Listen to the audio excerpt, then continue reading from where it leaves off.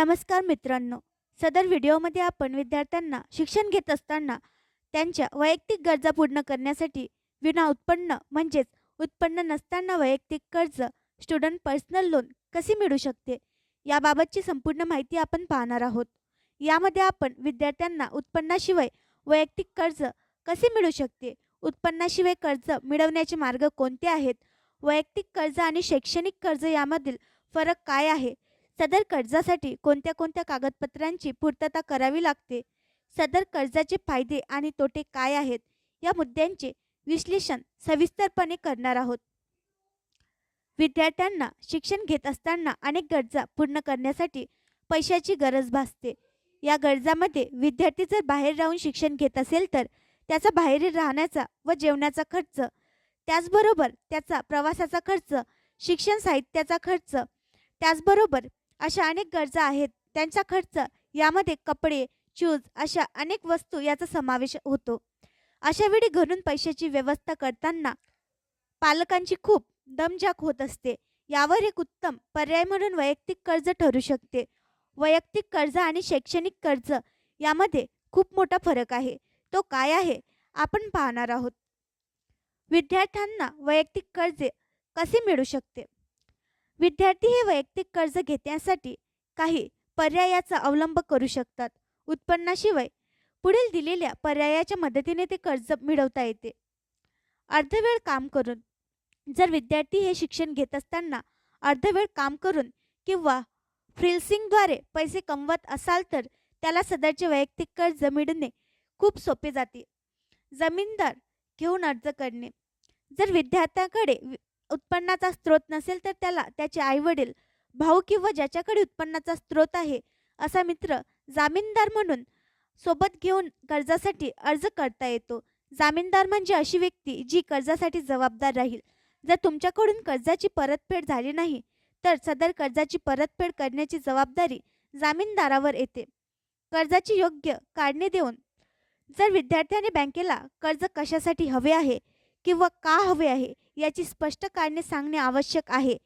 शिक्षण संबंधित खर्चासाठी किंवा इतर वैयक्तिक अत्यावश्यक गरजांसाठी कर्ज हवे असल्यास बँकांकडून अधिक सकारात्मक प्रतिसाद मिळेल. मालमत्ता किंवा संपत्ती तारण ठेवून. काही ठिकाणी वैयक्तिक कर्जासाठी तारण ठेवण्याची आवश्यकता नसते, परंतु काही ठिकाणी तारण ठेवावे लागते. विद्यार्थ्यांना त्यांच्या शिक्षण संबंधित अत्यावश्यक खर्चासाठी वैयक्तिक कर्जाची आवश्यकता असेल तर तुमच्याकडे असलेली मालमत्ता किंवा संपत्ती, त्याचबरोबर मौल्यवान वस्तू गहाण ठेवून किंवा तारण ठेवून सदरचे कर्ज त्वरित मिळवणे सोपे जाते. वैयक्तिक कर्ज आणि शैक्षणिक कर्ज यामधील फरक काय आहे. वैयक्तिक कर्ज. वैयक्तिक कर्ज हे स्वतःच्या कोणत्याही वैयक्तिक गरजेसाठी वापरता येते. वैयक्तिक कर्ज घेताना तारण ठेवण्याची गरज नसते, पण काही वेळा तारण ठेवणे आवश्यक असते. वैयक्तिक कर्जाच्या परतफेडचा कालावधी कमी असतो आणि तो कर्जाच्या रकमेवर ठरतो. वैयक्तिक कर्जाचा व्याजदर शैक्षणिक कर्जाच्या तुलनेत जास्त असतो. शैक्षणिक कर्ज. शैक्षणिक कर्ज हे फक्त शिक्षण फी भरण्यासाठी वापरले जाते. शैक्षणिक कर्ज घेताना मालमत्ता किंवा संपत्ती गहाण ठेवावी लागते. शैक्षणिक कर्जाच्या परतफेडीचा कालावधी हा दीर्घकालीन असतो. शैक्षणिक कर्जाचे व्याजदर हे वैयक्तिक कर्ज व्याजदराच्या तुलनेत कमी असतात. वैयक्तिक कर्जाचे फायदे आणि तोटे. विद्यार्थ्यांसाठी वैयक्तिक कर्जाचे फायदे आणि तोटे काय आहेत. वैयक्तिक कर्जाच्या माध्यमातून आर्थिक अडचणींवर मात करता येते. वैयक्तिक कर्ज हे कोणत्याही अत्यावश्यक गरजा किंवा मोठ्या योजनेसाठी उपयोगी ठरते. वैयक्तिक कर्ज हे जलद किंवा तात्काळ मिळवता येते. वैयक्तिक कर्जाचा व्याजदर जास्त असतो. वैयक्तिक कर्जाच्या परतफेडचा कालावधी कमी असतो. सदर कर्जाची वेळेवर परतफेड न केल्यास दंड तर लागतोच, त्याचबरोबर क्रेडिट स्कोअर किंवा सिबिल स्कोअर खराब होऊ शकतो. त्यामुळे भविष्यात वैयक्तिक कर्ज घेताना अनेक अडचणींचा सामना करावा लागू शकतो. वैयक्तिक कर्ज आवश्यक कागदपत्रे. आधार कार्ड, पॅन कार्ड, मतदान ओळखपत्र, पासपोर्ट, आधार कार्ड, रेशन कार्ड, वीज, पाणी, गॅस बिल यापैकी कोणतेही एक. सदर कर्जासाठी जामीनदार असेल तर जामीनदाराचे बँक स्टेटमेंट आणि त्याचे उत्पन्न प्रमाणपत्र. वैयक्तिक कर्ज घेण्यापूर्वी विद्यार्थ्यांनी लक्षात घ्यावयाच्या गोष्टी. विद्यार्थ्यांनी उत्पन्नाशिवाय वैयक्तिक कर्ज घेण्यापूर्वी काही महत्त्वाच्या गोष्टी लक्षात घेणे गरजेचे आहे. त्या काय आहेत? वैयक्तिक कर्ज घेताना वैयक्तिक कर्जाची रक्कम आणि वैयक्तिक कर्ज घेण्याचे कारण स्पष्ट करणे आवश्यक आहे. वैयक्तिक कर्ज घेण्यापूर्वी विविध बँकांचे व्याजदर तपासूनच वैयक्तिक कर्जासाठी योग्य तो पर्याय निवडा.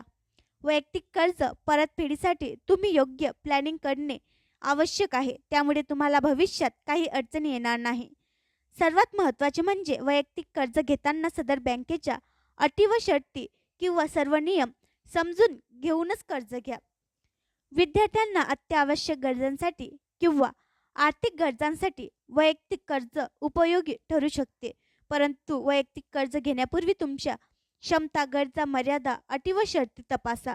कर्ज हा तुमच्या शिक्षणाचा आधार ठरेल, पण चुकीच्या नियोजनामुळे सदरची कर्ज हे तुमच्यावर ओझे बनू शकते. जर कर्ज घेणे टाळता येत असेल तर सर्वप्रथम इतर सर्व पर्याय पडताळून पहा. जर कर्ज घेणे टाळता येत असेल तर सर्वप्रथम इतर सर्व पर्याय पडताळून पहा.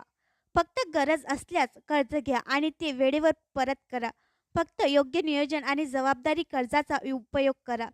तुमच्या यशस्वी भवितव्यासाठी आर्थिक अडचणी निर्माण करण्याचा हा एक योग्य मार्ग ठरू शकते. सदर लेखामध्ये आपण विद्यार्थ्यांना उत्पन्नाशिवाय वैयक्तिक कर्ज कसे घेता येते किंवा कसे मिळते याविषयीची संपूर्ण माहिती आपण पाहिली आहे. वरील माहितीच्या आधारे तुम्ही सुद्धा विद्यार्थी असाल तर तुम्हाला तुमच्या अत्यावश्यक गरजा पूर्ण करण्यासाठी वैयक्तिक कर्जाची आवश्यकता असेल तर तुम्ही सदर कर्ज मिळवू शकता.